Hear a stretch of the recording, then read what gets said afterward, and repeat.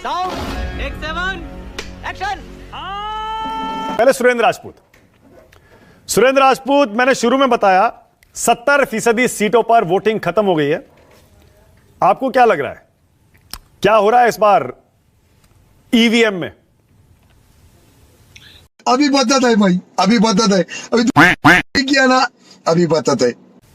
मानक भाई, जनता जीत रही है और हम जनता को जनार्दन मानते हैं, इसलिए जनता जनार्दन जीत रही है। और भारतीय जनता पार्टी वाले लोग जनता को मूर्ख मानते हैं, इसीलिए वो विषयांतर कर रहे हैं, मुद्दों से भटका रहे हैं, 10 साल का अपना रिपोर्ट कार्ड नहीं दे रहे हैं, नए नए मुद्दों की बात करते हैं, कभी मंगलसूत्र पर ले जाते हैं, कभी दंगल पर ले जाते हैं, कभी पाकिस्तान पर ले जाते हैं, कभी जो है मुगल पर ले जाते हैं, कभी मुस्लिम लीग पर ले जाते हैं, कभी भैंसों पर ले जाते हैं, जैसे कि कहते हैं कि साहब 2 भैंसों में से एक भैंस आपकी जो है कांग्रेस ले लेगी, तो हम कहते हैं कि नहीं भैया, आपकी भैंस हम आपको 4 तारीख को ससम्मान दिल्ली गाजे बाजे के साथ वापस करेंगे।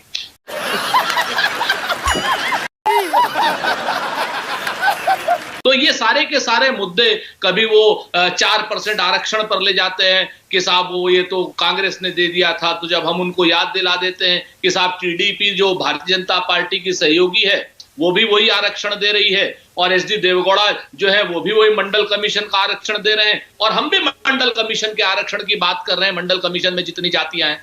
तो उसके बाद फिर वो दूसरा मुद्दा पकड़ लेते हैं। प्रधानमंत्री जी संदेश खाली में जाकर के कल बंगाल में गए थे, उन्होंने वहां की उन महिलाओं से माफी नहीं मांगी। बहुत सीरियस इशू है मानक, कि उन महिलाओं की, संदेश खाली की लड़कियों की अब शादियां कैसे होंगी? कभी किसी ने सोचा है कि उन लड़कियों की शादियां कैसे होंगी? तुम्हें शर्म है? कुछ शर्म आया है? कैसे, कौन करेगा उनसे शादी? चूंकि उनको बदनाम कर दिया इन लोगों ने। वहां कहा कि मास रेप हुआ है, उन लड़कियों के चरित्र के ऊपर दाग लगा दिया, क्वेश्चन मार्क लगा दिया। आज उस संदेश खाली की उन बच्चियों के साथ, जो संदेश खाली जगह है, उनके साथ शादियां करेगा कौन? भारतीय जनता पार्टी। अच्छा सुरेंद्र भाई, एक चीज बताइए, सजा कैसे मिलेगी? एक बात बताइए, आज चौथे चरण का मतदान चल रहा है, पीएम और सीएम का जो रोड शो चल रहा है वाराणसी में, आपको कोई इसमें आपत्ति तो नहीं है? आप अक्सर आरोप लगाते हैं, क्योंकि जब भी कहीं मतदान चल रहा होता है प्रधानमंत्री रोड शो या रैली करने निकल जाते हैं। मानक, वाह बेटा, लगता है तुम गू खा के ही मानोगे। भाई, जब दर्द हद से बढ़ जाता है तो वो दवा हो जाती है। आज की डेट में इलेक्शन कमीशन से हमें कोई उम्मीद नहीं रह गई, नंबर 1। प्रधानमंत्री जी से सुचिता की हमें कोई उम्मीद नहीं है, नंबर 2। और वो पिछले 10 साल से हर बार वो ऐसा काम कर रहे हैं, नंबर 3। तो अब हमें उनसे राजनीतिक सुचिता की कोई उम्मीद नहीं। देखिए मैंने यू आर राइट ब्रो, आपको इसीलिए अब मैंने आपको फंसा दिया। ये मैंने आपको फुल टॉस देने की कोशिश की थी, थोड़ी ज्यादा उछाल दी, आपने फ्रंट फुट पर आगे आकर छक्का मारने की कोशिश की, लेकिन आप फंस गए। आज चौथे चरण का मतदान चल रहा है, पीएम रोड शो कर रहे हैं, आपके नेता भी तो प्रचार कर रहे हैं, और वो भी हम दिखा रहे हैं, सारा मीडिया दिखा रहा है। भाई, जब 5, 6, 7 चरणों में वोटिंग होती है, आप भी देखिए, इसीलिए मुस्कुराए। सबको हक है अपना प्रचार करने का, रोड शो करने का, रैली करने का। सोनिया जी का आज वीडियो आया, राहुल गांधी की रैली आई, प्रियंका जी का इंटरव्यू आया, हम सब दिखा रहे हैं, सारा मीडिया दिखा रहा है। मानक भाई, एक चीज, क्या कर रहे हैं यार तू? तो मजाक है क्या? है, अगर आप प्रधानमंत्री जी से बाकी सब लोगों को बराबर का तौलेंगे, लेवल प्लेइंग फील्ड करेंगे, तो मैं आपको धन्यवाद ज्ञापित करूंगा। आज प्रधानमंत्री जी 3 चैनलों पर लगातार उनका लाइव इंटरव्यू चल रहा है, 3 चैनल पर लगातार चल रहा है, आपके सामने स्क्रिप्टेड इंटरव्यू चल रहा है। हमने तो कोई शिकायत चुनाव आयोग से की नहीं ना, आपने सवाल पूछा तो हमने कहा जब दर्द हद से गुजर जाता है तो दवा बन जाती है। आपने मेरे जवाब पे शायद ध्यान नहीं दिया। हाँ। मैं फिर से कहता हूं कि दर्द जब हद से गुजर जाता है तो दवा बन जाती है। वही इस तरीके की जो वो आ गई है ना, कि अब उन्होंने उस तरीके के जिन्होंने राजनीतिक सूचिताएं खत्म कर दी, तो अब आपने इंटरव्यूज पर सवाल उठाया, आपने इंटरव्यूज पर सवाल उठाया। बीजेपी वाले कह रहे हैं कि प्रधानमंत्री, गृह मंत्री इतने सारे लोगों को इंटरव्यू दे रहे हैं, आपके नेता इंटरव्यू क्यों नहीं दे रहे? दे दीजिए भाई, सारा मीडिया इंतजार कर रहा है, इंटरव्यू दीजिए, चला देंगे। आप लोग कितना चला सकते हैं कितना नहीं, मैं आपके ऊपर आरोप नहीं लगा रहा हूं। Emotional, damn it! हमारी अपनी रणनीति है, उनकी अपनी रणनीति है। वो जिस तरीके से सत्ता समर्थक मीडिया का उपयोग और दुरुपयोग कर रहे हैं, वो भी आपने सामने देखा हुआ है। और कहते हैं ना कि जब कश्ती साबितो सालिम थी, साहिल की तमन्ना किसको थी, अब ऐसी शिकस्ता कश्ती में साहिल की तमन्ना कौन करे। अब ये शिकस्ता कश्ती है, टूटी हुई कश्ती है, बिखरे हुए लोग हैं। लोगों को ये बताना पड़ रहा है कि प्रधानमंत्री रहेंगे कि नहीं रहेंगे। अमित शाह को बताना पड़ रहा है कि मैं प्रधानमंत्री नहीं, योगी को योगी जी। अरे वो तो अरविंद केजरीवाल ने आरोप लगा दिया, इसलिए जवाब दिया गया। केजरीवाल जी ने आरोप लगा दिया, ठीक है ना। और प्रधानमंत्री जी को आपको बचाना पड़ रहा है। मानक भाई, सबसे पहले आपके शो में मैंने कहा था, आपको याद होगा कि राहुल गांधी तैयार है। आपने कहा आधिकारिक रूप से कहेंगे, मैंने कहा आधिकारिक रूप से कह रहा हूं। आज की डेट में प्रश्न ये बचाना पड़ रहा है भारतीय जनता पार्टी को कि क्या प्रधानमंत्री जी की हिम्मत है राहुल गांधी जी का सामना करने। अभी जवाब नहीं, मैं बागी सारस्वत कह रहे हैं तूफान की तरह आएंगे और सारे वोट उड़ा के ले जाएंगे। मोदी आंधी आएगी और आपको पता भी नहीं चलेगा। नहीं, सारस्वत जी मस्त जोक मारा रे, ये हंस रहे हलकट हंस। चेक कर लें, मोदी जी तो कर्नाटक भी गए थे, मोदी जी हिमाचल भी गए थे, मोदी जी बहुत जगह हार के आते हैं। ऐसा कुछ नहीं है कि मोदी जी जो तय कर लेते हैं। वो तो कह रहे हैं येन केन प्रकारेण, येन केन प्रकारेण का तो अर्थ बहुत लंबा निकलता है। खैर, मैं मुद्दे पर आता हूँ। मानक जी, इसमें तो कोई संदेह नहीं है कि जनता का जो रुझान मिल रहे हैं, सरकार बदलने जा रही है, एनडीए की सरकार नहीं बन रही है। लेकिन जिस तरह चुनाव आयोग और प्रशासन और पुलिस और बीजेपी के गुंडे जो रोल अदा कर रहे हैं, बहुत दृश्य बहुत ही दुख देने वाले, परेशान करने वाले हैं और चिंता करने वाले हैं। लोकतंत्र का होगा क्या। जैसे शुरुआत में इसी दृश्य से करता हूँ। आपने कहा कि इस तरह के जुलूस तो अन्य पार्टी भी निकालती हैं। केवल जिस दिन भी मतदान होता है, मोदी जी दिखाई नहीं देते हैं। मोदी जी धार्मिक प्रतीकों के साथ दिखाई देते हैं। ये खतरनाक है। यही नहीं, अभी और सुनिए। और चुनाव आयोग बिल्कुल संज्ञान नहीं लेता, जबकि आदर्श चुनाव आचार संहिता में साफ साफ लिखा हुआ है कि चुनाव में कोई धार्मिक प्रतीकों का प्रयोग नहीं किया जाएगा, प्रदर्शन नहीं किया जाएगा। चुनाव आयोग आंखें मूंदे तो इसमें कौन सा धार्मिक प्रतीक है? आप देखो, गौर से देखो। मोदी जी या तो मंदिर के साथ नजर आते हैं, या मूर्ति के साथ नजर आते हैं, या जो उसके वो करते हुए जो पूजा करते हुए नजर आते हैं, धार्मिक पोशाक पहन के नजर आते हैं, धार्मिक प्रतीकों के साथ नजर आते हैं। देखो आप, सारे धार्मिक प्रतीक नजर आ रहे हैं।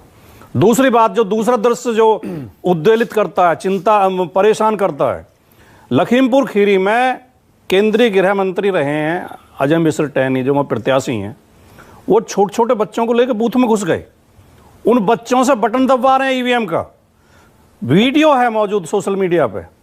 जो व्यक्ति देश का गृह राज्य मंत्री रहा है, वो सरासर धज्जियां उड़ा रहा है चुनाव आचार संहिता की। बच्चों को लेकर उसमें घुसे हुए और एक एक बच्चा कई कई बार बटन दबा रहा है। आवाज आ रही है, वोट पड़ते हुए दिखाई दे रहे हैं। ये दृश्य परेशान करने वाले हैं। तो इस तुम्हें शर्म है? कुछ शर्म आया है? की शिकायत आपने कर दी इलेक्शन कमीशन से? शिकायत तो हुई है। हाँ। लेकिन इलेक्शन कमीशन आंख खोलेगा तब ना कुंभकर्ण है, तब तो कार्रवाई होगी। कुंभकर्ण की आंख तो 4 जून के बाद खुलेंगे। अगर कुंभकर्ण अभी सोया हुआ है। बाटी साहब देखिए, वीडियो है मेरे पास मौजूद है। आप कहे तो मैं आपके चैनल पर दिखा सकता हूं। अगर वीडियो सही है तो जरूर इलेक्शन कमीशन इस पर कार्रवाई दिखाई दे रहे हैं। आज एमएस स्टैनी बच्चों के साथ बूथ के अंदर है और बच्चे बटन दबा रहे हैं। छोटे छोटे नाबालिग बच्चे हैं, साफ दिखाई दे रहे हैं। तीसरा दृश्य, रायबरेली में अमित शाह जी, देश के गृह मंत्री, रैली को संबोधित कर रहे हैं। एक रिपोर्टर वहां पर जो है राघव त्रिवेदी रिपोर्टिंग कर रहे हैं। महिलाओं से पूछ रहे हैं कि आप किसे सुनने के लिए आई हैं। महिलाएं बता रही हैं, हम 100 रुपए दे के लाया गया हमें, हम मोदी जी को सुनने के लिए आए थे। और जो बोल रहे हैं इन्हें जानती हो? हम नहीं जानते इन्हें, अमित शाह बोल रहे हैं। तो बीजेपी के गुंडे उस पत्रकार को जबरन उठा के ले जाते हैं खींच के, और वो पुलिस वालों को गिड़गिड़ा रहा है। पुलिस वालों का हाथ पकड़ रहा है, मुझे बचाओ। पुलिस वाले उसे बचाते नहीं है।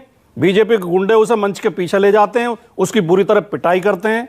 वो हॉस्पिटलाइज रहा है और उसे एक कमरे में बंद कर देते हैं। कोई संज्ञान नहीं है। तुम चुल्लू भर पानी में जाके डूब के मर जाओ। कोई इस पर चिंता जाहिर नहीं कर रहा। ये और जगह जगह ये दृश्य भी देखने को आप मिल रहे हैं, कन्नौज में, शाहजहांपुर में, जगह जगह लखीमपुर में, कि पुलिस मतदाताओं को धमका रही है। पुलिस बूथ में घुसने नहीं दे रही, लाठियां बजा रही है, वापस दौड़ा रही है।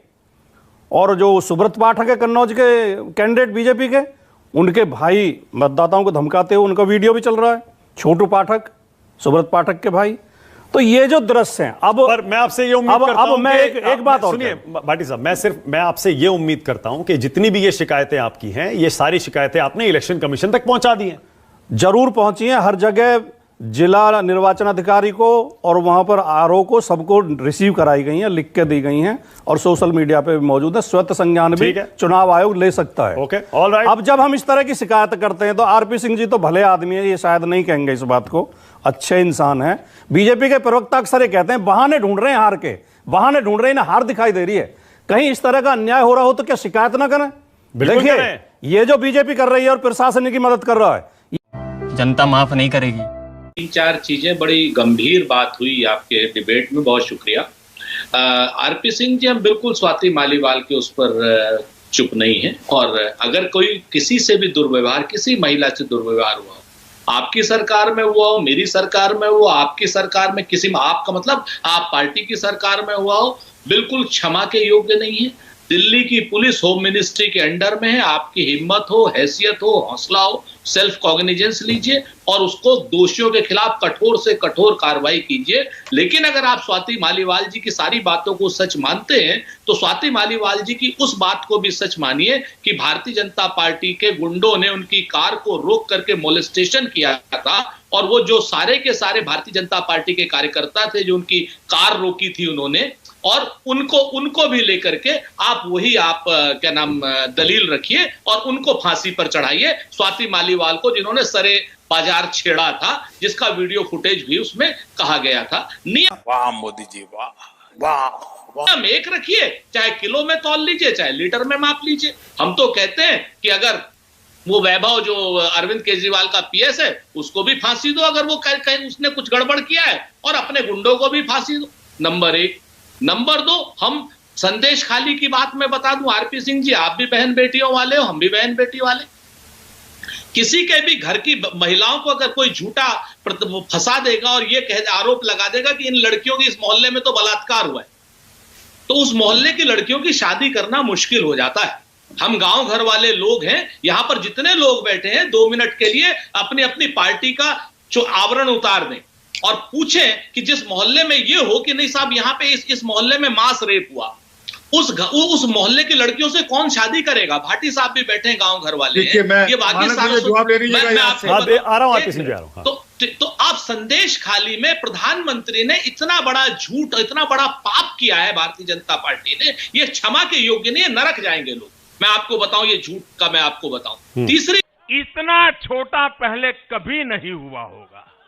बात अभी एमएनएस के हमारे साथी वागी सारस्वत जी ने कही।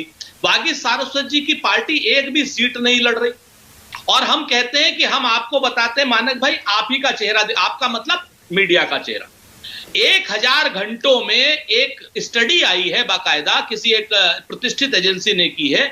832 घंटे प्रधानमंत्री और अमित शाह जी चल रहे हैं, 832 घंटे, और बाकी बचे 164 घंटों में या 100 जो भी बचे हुए हैं 168 घंटे जो हैं, उसमें सारा विपक्ष चलता है और भारतीय जनता पार्टी के राजनाथ सिंह जी जैसे नेता और नितिन गडकरी जैसे नेता, आरपी सिंह जैसे नेता चलते हैं। आप सोचिए, 832 घंटे जो चलते हैं वो प्रधानमंत्री चल रहे हैं या अमित शाह चल रहे हैं? ये जो दोहरा ओके, पहले आरपी सिंह जवाब दे रहे हैं आपका, उसके बाद वागी सारस्वत। आरपी सिंह बोलिए, आपकी बारी है। जो मापदंड है ना, उस दोहरे मापदंड पर प्रहार ओके, आरपी सिंह जी बोलिए। ये तो लेटेस्ट न्यूज है। खत्म,